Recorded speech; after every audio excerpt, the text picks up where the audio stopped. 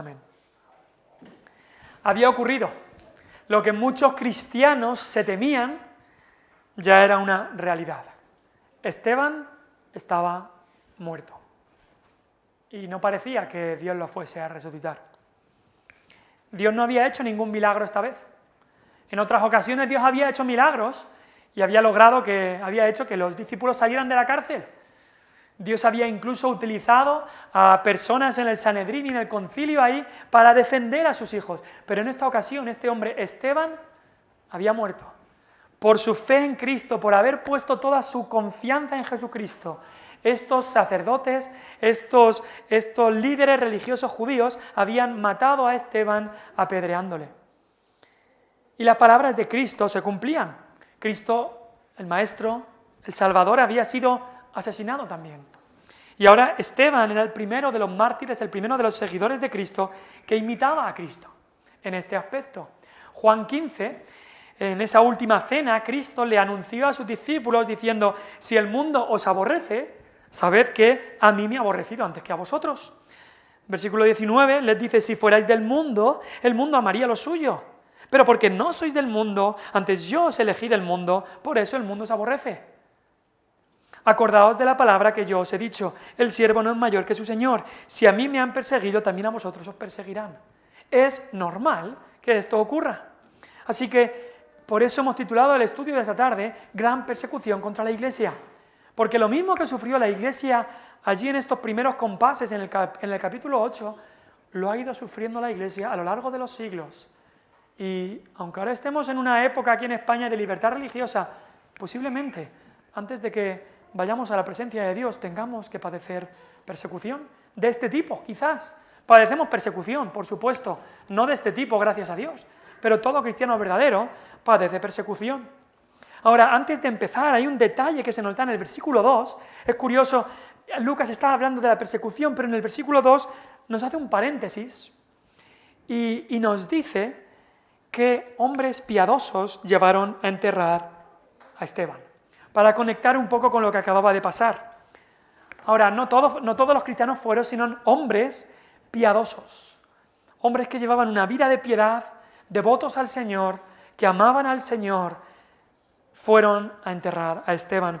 Estos discípulos de Cristo, hermanos y amigos de Esteban, con todo el valor del mundo, porque no era fácil, después que Esteban hubiera sido apedreado, a ver quién ahora se identifica con Esteban. A ver quién ahora va y dice: yo estoy con Esteban, y va a enterrar su cuerpo. Así que se armaron de valor, sabiendo que se jugaban la vida. Quizá al ir a coger a Esteban, a su cuerpo, al ponerse a su lado, pero hicieron eso. Se pusieron del lado de Esteban, tomaron su cadáver, su cuerpo apedreado, aplastado, su cadáver destruido, y lo llevaron a enterrarlo. Querían honrar la memoria de Esteban. Y eso es algo bueno. La Biblia nos dice en Proverbios que la memoria de los justos será bendita. Es bueno recordar y honrar a aquellos que Dios los ha utilizado. Por supuesto, sin adular, sin halagar. Vimos el domingo predicó el pastor Lyle de aquellos que adulan y halagan a gente para sacar provecho. No estamos hablando de eso, estamos hablando simplemente de honrar la memoria de aquellos que Dios ha utilizado grandemente. Y querían honrar a aquel que había sido el primer mártir de la iglesia cristiana, así que no dejaron que su cuerpo se lo comieran las bestias o estuviera allí. Lo querían enterrar. También lo enterraban, como muchos cristianos hicieron en los primeros siglos y seguimos haciendo, porque los cristianos creían en la resurrección del cuerpo. Démonos cuenta de esto: Cristo no solamente salva almas, Cristo salva personas completas. Cristo salva tu cuerpo y tu alma, las dos cosas. Tenemos que tener en cuenta eso. Cristo no solamente salva tu alma, sino tu cuerpo también. Cristo te salva entero. Y así los cristianos en las distintas naciones en que han estado han tenido esa costumbre de enterrar a los cristianos, a sus hermanos en la fe que mueren. Los cristianos no los quemaban. Esa costumbre de cremarla, de cremar a las personas, viene más que nada de costumbres y religiones paganas. Ahora, no estoy diciendo que sea pecado el quemar un cuerpo o llevarlo al crematorio, Pero de alguna manera eso no simboliza el hecho de que ese cuerpo está esperando la resurrección. Porque tenemos que darnos cuenta, el cuerpo, aunque por un tiempo vuelve al polvo, por un tiempo comienza a desintegrarse, volverá a la vida. Tu mismo cuerpo volverá a la vida en el día final de la resurrección. Cuando morimos, nuestra alma va a Dios, nuestro cuerpo queda esperando el día de la resurrección, cuando alma y cuerpo volverán a unirse y estaremos con Cristo por toda la eternidad. Así que por eso a lo largo de los siglos los cristianos han enterrado a sus hermanos en la fe. Ahora nos dice aquí que hicieron gran llanto sobre él.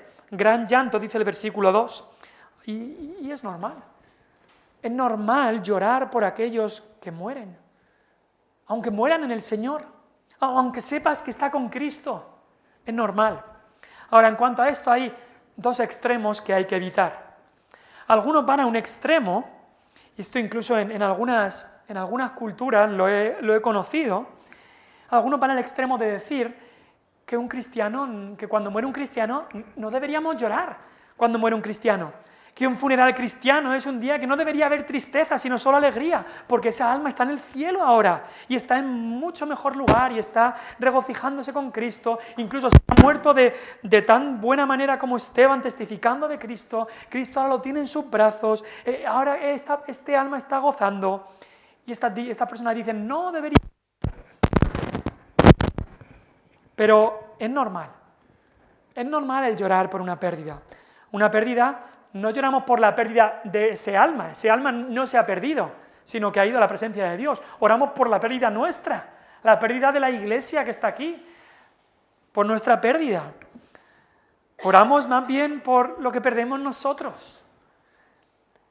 Oramos por el amor que le teníamos a esa persona. Oramos quizá también, como en este caso, por la injusticia que se había hecho.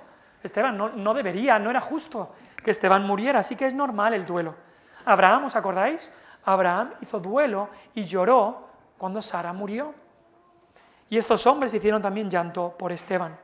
Eso es un extremo, el decir, no hay que llorar. Ahora, el otro extremo también hay que evitarlo, y es que no debemos dejar que el duelo y la tristeza por la pérdida de un ser querido nos controle de tal manera que no estemos haciendo la voluntad del Señor. Primera Tesalonicenses 4:13 nos dice, cuando muere algún hermano en el Señor, no debemos entristecernos como los otros que no tienen esperanza. Es decir, la tristeza sí que debe haber, pero no debe ser la misma tristeza sin esperanza que tiene el mundo. No, nuestra tristeza es diferente, es una tristeza mezclada con gozo. Porque sabemos que lo vamos a volver a ver, sabemos que esa alma está en un sitio mucho mejor, sabemos que ha dormido en Cristo, como dice que Esteban durmió. Conozco a cristianos que, en especial pienso en una familia, que cuando una madre de esta familia, la abuela de esta familia falleció, era una mujer muy piadosa y falleció, de alguna manera dejaron que el duelo les controla de tal manera que su relación con el Señor, su relación con la iglesia, su servicio al Señor se vio afectado. Y estuvieron por meses sin poder salir del foso, en cierta manera, sin poder salir del bache, solo pensando en la persona que habían perdido, bloqueadas, parados, frenados, enfriados espiritualmente por seguir en el duelo. Así que esos son dos extremos que debemos evitar. Sí debe haber, y es normal que haya tristeza y haya un duelo, pero no podemos dejar que ese duelo o esa tristeza nos frene nuestra relación con el Señor o nuestro servicio al Señor. Así que Lucas introduce este paréntesis en el versículo 2 porque quiere decirnos que es la muerte de Esteban lo que de alguna manera cambia el paradigma en el libro de Hechos y desencadena todo lo que va a ocurrir ahora. Hasta ahora, del capítulo 1 al 8, todo ha estado en Jerusalén. Todo ha pasado en Jerusalén. Ahí se ha visto todo lo que ha ocurrido. Pero no hemos salido de ahí. Y ahora, a partir de ahora, va a haber un cambio en el libro de Hechos. El Evangelio comienza a esparcirse. Esta injusticia y tragedia en la Iglesia, la muerte de Esteban, se convierte en una explosión de evangelismo mundial. Lo más oscuro llega a ser el comienzo de la luz alumbrando a muchos más lugares. Así que eso es lo que ocurre aquí, y por eso Lucas introduce este versículo en medio de la narración. Vamos con 3 puntos que quiero hacer. En primer lugar, en cuanto a la gran persecución, tenemos que saber que la persecución, tarde o temprano, llega a la Iglesia. Si no has vivido nada de persecución, si tu vida cristiana ha sido un lecho de rosas, 2 cosas. O es que no estamos viviendo piadosamente, o es que es simplemente la calma antes de la tormenta y va a venir. Porque la Biblia nos dice que la Iglesia que está firme con Cristo sufrirá los ataques de Satanás. Lucas acaba la narración de la muerte de Esteban con esas palabras que tenemos en el versículo 1. Y Saulo, mira el versículo 1 conmigo, y Saulo consentía en su muerte. Este versículo de alguna manera debería haber sido el último versículo del capítulo 7, porque encaja con todo lo que hay en el capítulo 7. Sabemos que la división por capítulos no está en los originales, eso se puso después.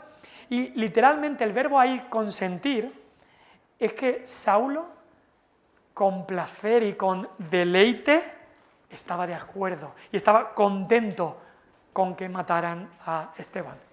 No es simplemente que, bueno, la gente se le fue un poco a la cabeza y lo apedrearon. No. Él estaba gozándose, deleitándose de que Esteban estaba siendo matado. Así que mientras la iglesia lloraba, hacía duelo, Saulo sonreía. Y Lucas aquí ya nos lo ha comenzado a introducir en el versículo 58, introduce ahí a Saulo, y ahora en el versículo 1 otra vez introduce a Saulo. Y está claro por qué hace esto Lucas, porque sabemos que este Saulo, en el libro de Hechos, va a ser, a partir del capítulo 9 y después ya del capítulo 12, va a ser el personaje principal, porque sabemos que este Saulo es Pablo, a quien Dios cambió y Dios transformó, y será el misionero más eficaz del libro de Hechos, y el que llevó el Evangelio a todo el mundo conocido. Así que ya Lucas nos va dando algunos destellos de quién es esta persona. Ahora, mientras el pueblo de Dios lloraba, el mundo se alegraba, y eso va a ocurrir. Y vemos aquí que Saulo estaba alegrándose en todo esto. Y así acaba la historia de la muerte de Esteban. Y quizá alguno pensaba, bueno, ya han matado a Esteban, ya tienen lo que querían, ya es el final de los problemas, ya nos van a dejar tranquilos, van a dejar tranquilos a los cristianos porque ya han matado a Esteban. Pero si alguien pensaba así, se equivocaba, porque esto solo era el principio. Los siervos de Satanás son como aquel perro salvaje cuando mata a su primera víctima y prueba la sangre, quiere más, y quiere más, y quiere más. Y así es también lo que ocurre aquí. Los siervos de Satanás así son de sanguinarios. Cuando habían matado a Esteban, no se iban a parar ahí. Querían más y más y más. Cuando habían probado la sangre, que tenían sed de más. Así que se nos dice, y así comienza de alguna manera este cambio en el libro de Hechos, esta segunda parte del libro de Hechos, en aquel día. Es decir, ocurrió en ese día del que está hablando Lucas. En aquel día hubo una gran persecución contra la iglesia que estaba en Jerusalén.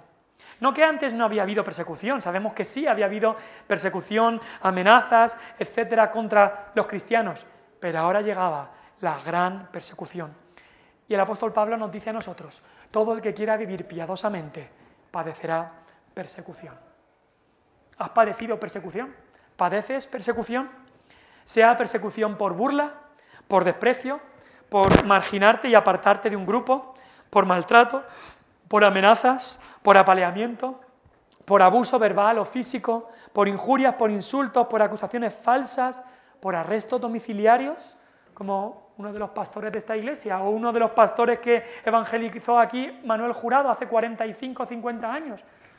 Tuvo que pasar bastantes noches en el calabozo, por asesinatos, incluso, como el de Esteban, como el de muchísimos otros cristianos a lo largo de la historia. Y leía hoy de un pastor en Salamanca en el año 1936, Atilano Coco, pastor evangélico, amigo de Miguel de Unamuno, que fue puesto en la cárcel y cuando se suponía que lo habían liberado y habían dado el todo para liberarlo, se lo llevaron a una montaña y lo fusilaron allí. Esto ha ocurrido y esto sigue ocurriendo. Todo el que quiera vivir piadosamente padecerá persecución. Ha ocurrido en toda la historia y llegará. Y de alguna manera u otra, si tú estás viviendo piadosamente, si quieres vivir conforme a este libro de Génesis hasta Apocalipsis, si quieres seguir al Señor, vas a padecer persecución. Quizá no sea que te maten, o que te apaleen, o que te metan en la cárcel, pero sí que será burla, desprecio, ponerte a un lado, abuso verbal, sí que lo será. Si no está ocurriendo, es que no estamos viviendo piadosamente.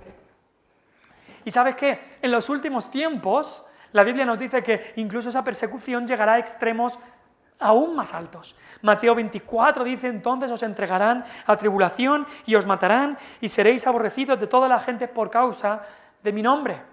Y también en Apocalipsis vemos cómo el anticristo y aquellos que odian a Cristo, en los últimos tiempos esa persecución irá a más y a más, y querrán matar y matar y matar a los cristianos. Ahora, yo sé que en cuanto a últimos tiempos y en cuanto a la venida de Cristo hay diferentes posiciones, que unos piensan de una manera o que los tiempos serán de una manera o de otra.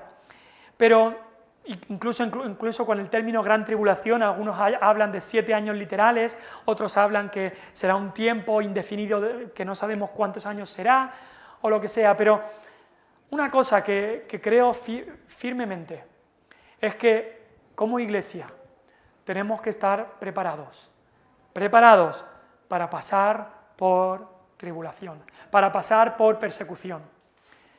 Y la Iglesia de Cristo ha creído esto por todos los siglos. Solamente hace 200 años, unos cuantos creyentes se comenzó a extender la idea que la Iglesia no puede pasar por la tribulación, que Dios no permitiría que la Iglesia pasara por la tribulación, que la Iglesia será arrebatada y no va a pasar por la tribulación. Y yo sé que quizá tiene algunos textos y demás, pero curiosamente esa idea no empezó con cristianos que estaban en Corea del Norte o en África o en países islámicos siendo perseguidos, sino que empezó con cristianos en países que tenían total libertad, en países como Inglaterra y Estados Unidos. Y quizá ellos pueden pensar: la Iglesia no puede pasar por la tribulación, es imposible que Dios permitiera esto. Pero leo la Biblia y todas las evidencias que veo es que el cristiano verdadero ha pasado por todas las eras, por tribulación, por persecución, por pruebas, por asesinatos, por ser echados a los leones con los romanos, por la Inquisición poniéndolos en la hoguera, por fusilamientos como este pastor Atilano Coco, por grandes matanzas como están habiendo ahora en Nigeria y otros países contra los cristianos. Han sufrido esto por toda la historia y seguramente también lo tendrán que sufrir. No pensemos que la vida del cristiano es un lecho de rosas. La persecución llegará a la Iglesia. En segundo lugar, queremos ver que la persecución sí hace estragos en la Iglesia. Nos dice el versículo 3: y Saulo asolaba la Iglesia. Saulo asolaba la Iglesia. Es una palabra muy, muy fuerte. Asolar, creo que la etimología de esa palabra es dejarlo, en el suelo, dejarlo sin nada, asolamiento. Esa palabra en griego habla incluso de ensuciar con inmundicia, de insultar, maltratar, destruir, hacer estragos, perjudicar. Todo eso es lo que estaba haciendo Saulo. Ahora, esto es lo que estaba ocurriendo. No era un momento que había paz, era un momento que estaban sufriendo y sufriendo mucho. Ahora, ¿cómo estaba llevando a cabo esto Saulo? Nos dice que era casa por casa. Recordemos que los cristianos se reunían en casas, no construían iglesias en estos primeros compases del cristianismo, sino que se reunían en casas. Seguramente, habiendo tantos miles de cristianos en Jerusalén, seguramente pues en cada casa se reunían pues unos 40, 50, 100, se reunían en una casa y en otra casa otros, y así es como iban.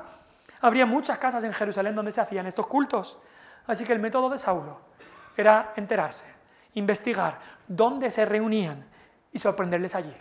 Ir a estas reuniones y seguramente acompañado de algunos soldados, meterse, no sabemos si infiltrado o seguramente no, seguramente sorprenderles allí y llevarlos a la cárcel. Y nos dice literalmente que no los llevaba a la cárcel, los llevaba a la cárcel a la fuerza, con violencia, arrastrándolos con el mayor desprecio, como si fuera a arrastrar un animal. Así lo hacía Saulo, de sus casas a la cárcel. Ese era el odio de Saulo contra los cristianos. Y Saulo mismo, una vez convertido, al final de su tiempo como misionero, en Hechos 22 y en Hechos 26, nos habla de lo que hacía, él mismo por su propio testimonio. Hechos 22 dice Pablo: perseguía yo este camino hasta la muerte, prendiendo y entregando en cárceles a hombres y mujeres. No solamente a hombres, a mujeres también. Versículo 19 de Hechos 22 dice: Señor, ellos saben que yo encarcelaba y azotaba en todas las sinagogas a los que creían en ti. Ya sabemos algo más, los encarcelaba, pero es que también en las cárceles los azotaba. Los azotaba. Hechos 26 dice, versículo 9, yo ciertamente, dice Pablo, muchos años después, yo ciertamente había creído mi deber hacer muchas cosas contra el nombre de Jesús de Nazaret, lo cual también hice en Jerusalén. Yo encerré en cárceles a muchos de los santos, habiendo recibido poderes de los principales sacerdotes. Y cuando los mataron, es decir, que no es solamente que había matado a Esteban, los mataron. Aquí mataron a bastantes cristianos. Cuando los mataron, yo di mi voto. Él no se ensuciaba las manos, quizá matándolos, no era el ejecutor de esto, pero sí que daba su voto. Y muchas veces castigándolos, ahí se referirá seguramente a azotarlos, castigándolos en todas las sinagogas, los forcé a blasfemar. Y enfurecido sobremanera contra ellos, los perseguí hasta en las ciudades extranjeras. Nos dice luego el capítulo 9 de Hechos que Saulo respiraba aún amenazas y muerte contra los discípulos del Señor. Era su vida, matar a los cristianos. Se convirtió en un terrorista, así lo llamaríamos ahora, un terrorista de cristianos. Un terrorista legal, por supuesto, porque estaba completamente con la ley, pero eso es lo que estaba haciendo. Su vida, su respirar, su aliento era muerte a los cristianos, muerte a los herejes, muerte a los seguidores de Jesús. Algunos los mataban, otros acababan en la cárcel, muchísimos eran dispersados. Claro, cuando eso ocurría, entonces vamos a ver después que fueron dispersados, salían huyendo. Ahora, piensa un poco, vamos a meternos un poco en lo que estaban sufriendo ellos. Imagina que nos reunimos en una casa, 40 o 30 o 40 de nosotros. ¿Te imaginas que de los 40 que se reúnen en una casa, unos meses después de esta persecución, solo quedan 2 o 3? 1 o 2 han sido ejecutados y están muertos. 5 o 10 están en la cárcel y los otros 20 han huido. Piensa lo que tuvo que sufrir esta iglesia. Fueron asolados de ser una iglesia floreciente, que había tantas personas y tanta buena comunión tendrían. Ahora ya eso había acabado. Eso había acabado. Qué triste. ¿Te imaginas que eso ocurriera aquí? ¿Qué haríamos si escucháramos que en la última reunión de esta iglesia ha entrado la policía y se ha llevado a algunos a la cárcel? ¿Qué haríamos? ¿Qué haríamos? Ahora, gracias a Dios, eso no significó el fin de la iglesia en Jerusalén, porque sabemos que después seguía habiendo iglesia en Jerusalén. Los apóstoles, aunque la mayoría, porque habla ahí de todos, no hay que interpretar eso como todo hombre y mujer, pero la mayoría de hombres y mujeres, tanto del lado más de los cristianos griegos como de los cristianos judíos, es decir, los que hablaban griego como los que hablaban arameo, tanto de un lado como de otro, fueron dispersados, tuvieron que huir, muchos fueron encarcelados. Pero los apóstoles nos dicen que no, estuvieron ahí y de alguna manera se libraron. No sé si era por miedo o porque fueron escondidos o no sabemos por qué, pero los apóstoles se libraron y ellos pudieron seguir predicando, seguir dando ánimo en todo esto. Pero ¿qué haríamos nosotros si eso ocurriera aquí? Diríamos, pues yo por ahora ya, el cristianismo se ha acabado para mí. En mi casa leo la Biblia, oro y me sobra. ¿Sería esa nuestra actitud? Hace unas décadas en España, eso es lo que tuvieron que sufrir nuestros hermanos. Eso es lo que tenían que sufrir. Y escuchas historia tras historia. Y os recomiendo, por favor, leed libros de biografías de hermanos nuestros aquí en España. Leed libros. Porque te animan a seguir en el Señor. Te animan a decir, yo quiero seguir al Señor hasta el final. Como lo hizo mi hermano, como lo hizo mi antecesor en la fe. Eso es lo que tuvieron que sufrir nuestros hermanos en la fe aquí en España. Eso es lo que tienen que sufrir muchos cristianos hoy en día. Hace unas semanas veíamos el reportaje de Puertas Abiertas. Cristianos en Nigeria, teniendo que sufrir maldades indescriptibles, asesinato tras asesinato. Y ahí estaba esta mujer Magdalena que escuchamos cantando al Señor. Gracias al Señor le daba. ¿Qué haríamos nosotros? Así que sí, demos gracias al Señor por nuestra libertad, pero debemos orar y prepararnos y despertarnos en la fe al considerar estas cosas, preguntándonos, ¿estoy dispuesto a sufrir estas cosas para el Señor? ¿Estoy dispuesto a sufrir estas cosas para el Señor? Si no estamos dispuestos a sufrir el levantarnos un poquito antes un domingo para venir, si no estamos dispuestos a sufrir solamente decirle a nuestro vecino que el domingo voy a la iglesia, si no estamos dispuestos a sufrir burla por el Señor, seguro que no vamos a estar dispuestos a sufrir persecución, gran persecución cuando venga.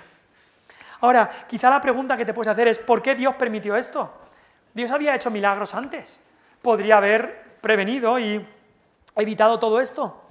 Podría haber abierto la cárcel para estos cristianos. Ahora las cárceles al parecer no se abrían. ¿Por qué Dios lo permitió? ¿Por qué Dios permite la persecución de nuestros hermanos en la fe? En Corea del Norte, por ejemplo, en Somalia, en Nigeria. ¿Por qué Dios lo permite? Bueno, en primer lugar, Cristo lo había avisado de que esta persecución iba a venir, porque si a Él le habían perseguido, a sus discípulos también los perseguirían. Y eso se llama la participación de los padecimientos de Cristo. Si Cristo padeció, ¿tú te piensas que tú vas a vivir una vida del lecho de rosas? No, si Cristo padeció, tú vas a padecer. Ese evangelio de la prosperidad que enseña que vas a tener una vida de riquezas, una vida de salud, de prosperidad, de éxito en los negocios, en el amor y en todo, es mentira. La Biblia nos dice que si a Cristo lo persiguieron, el discípulo de Cristo también será perseguido. Es necesario. El mensaje de Hechos, y que daba el apóstol Pablo, decía, es necesario que a través de muchas tribulaciones entremos en el reino de Dios. Hechos 14, 22. Esto es lo que el apóstol Pablo iba a ir diciéndoles a cada iglesia que iba empezando y visitando y constituyendo ancianos. Van a venir tribulaciones, pero es a través de esto que vamos a entrar en el reino de Dios. Así que Dios lo permite porque es lo que Cristo había avisado y es lo que va a tener que sufrir el cristiano verdadero. Quizá no persecución hasta el extremo, pero sí que sufrirá persecución. También Dios lo permite para purificar la iglesia. No se nos dice mucho, pero al parecer Saulo logró con su violencia que algunos blasfemaran. ¿A qué se refiere exactamente? No lo sé. Quizá algunos eran cristianos falsos. Y te aseguro, si tú vienes solamente a esta iglesia para tener una buena posición, para pedirle al Señor que te vaya bien en los negocios y en la salud y que crezca tu economía, si vienes a esta iglesia para eso, solamente para salud, riqueza y si es tu razón de seguir a Cristo, cuando venga la persecución vas a ser el primero en salir. Eso está claro. Así que la persecución purifica a la Iglesia. Los cristianos falsos no van a estar dispuestos a dar su vida por Cristo. ¿Cómo vas a dar tu vida? ¿Cómo vas si lo único que quieres es mejorar tu vida? Así que la persecución ha logrado eso, que no haya tanto, como se llama, cristianismo nominal, es decir, que no haya tanto cristianismo de nombre, sino que los cristianos sean cristianos verdaderos. Pero lo que más provocó la persecución y la razón que Dios permitió, al menos esta persecución aquí. Vamos al punto 3. La persecución provocó que la Iglesia avanzara, que hubiera más evangelismo, que el Evangelio se extendiera a todo el mundo. ¿Por qué está sonando?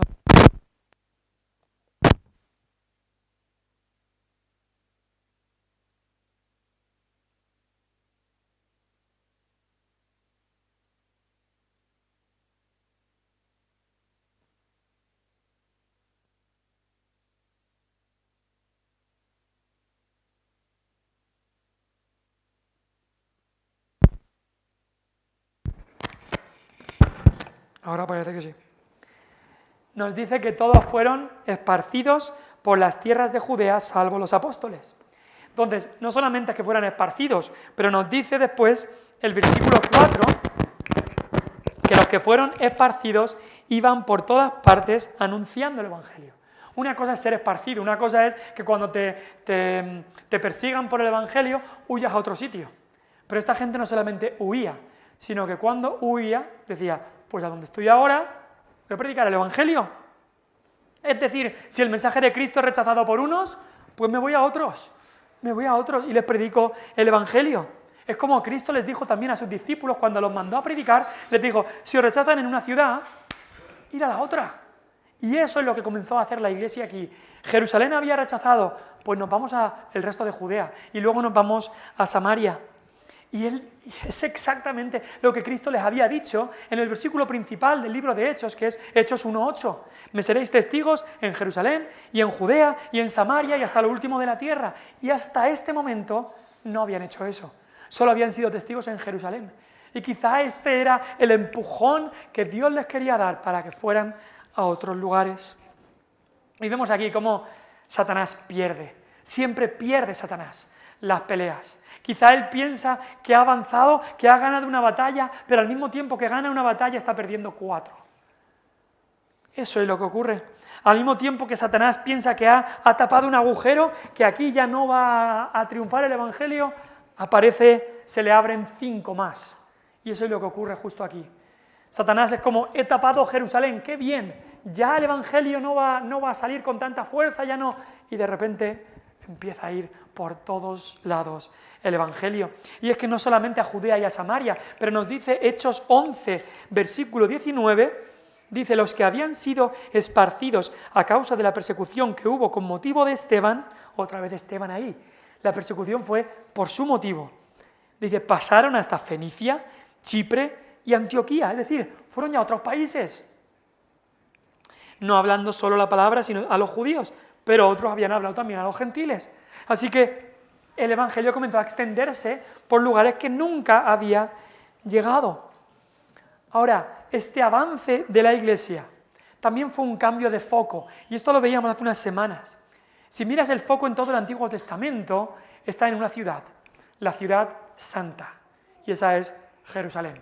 Las leyes del Antiguo Testamento, las leyes de Levítico, Deuteronomio y demás, hablan de que todos los judíos tenían que ir a adorar en un lugar, en Jerusalén, en el lugar donde tu Dios eligiere, allí estarás. Y allí estaría el templo, estuvo el tabernáculo, después el templo, y allí fue donde David, ese primer rey bueno, ese gran rey, estableció la capital en Jerusalén. Y estuvo allí la capital. Y todo Israel venía allí a adorar a Dios. Sabemos que todos los hombres tenían que adorar, todos los hombres varones tenían que ir al menos 3 veces a Jerusalén cada año para adorar. Todo giraba en torno a Jerusalén. Incluso la Biblia hebrea acaba en Segunda de Crónicas.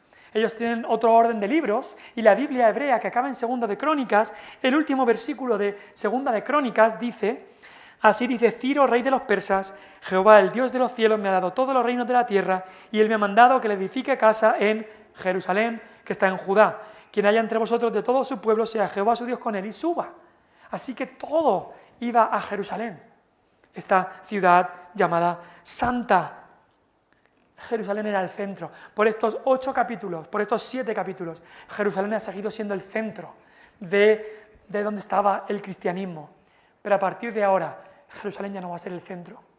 A partir de ahora, sí que es verdad, empezando en Jerusalén, porque Cristo dijo: me seréis testigos en Jerusalén. Pero empezando en Jerusalén, ahora el Evangelio va a ir extendiéndose más y más. Si antes la fuerza era una fuerza, creo que se llama centrípeta, que todo convergía en Jerusalén, ahora va a ser al revés, centrífugo, que todo va a salir de Jerusalén a todo el mundo. Y ya el foco del pueblo de Dios no va a estar en Jerusalén. El foco del pueblo de Dios va a estar por todo el mundo. Porque la iglesia es donde Dios tiene sus ojos. La iglesia, por todo el mundo conocido, es donde Dios tiene puesto su enfoque. Y también esto era un juicio a Jerusalén. Después de todas las conversiones que había ocurrido, Jerusalén en gran parte había rechazado el Evangelio.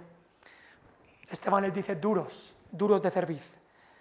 En la providencia de Dios ahora Él usó este mal para causar uno de los más grandes avivamientos de alcance evangelístico a las naciones que nunca han ocurrido. El Evangelio comenzó a extenderse. Y así vemos que todas las cosas ayudan a bien. Una muerte tan trágica, tan cruel como la de Esteban, y una persecución tan grande como la que comienza a ocurrir, hace que el Evangelio comience a llegar a miles, millones de almas y reciban a Cristo como Salvador en muchísimos países. ¿Estamos preparados para la persecución? La persecución llega. Si vamos a vivir piadosamente, si vamos a ser testigos de Cristo, seremos perseguidos. Quizá no físicamente, pero sí verbalmente. Llegará persecución, pero Dios utilizará esto para que su palabra avance, como ha ocurrido tantas veces. Dios levante entre nosotros, Dios levante entre los jóvenes, hombres y mujeres también, que estén dispuestos a dar su vida por Cristo, dispuestos a evangelizar al mundo, dispuestos a llevar el Evangelio a toda criatura.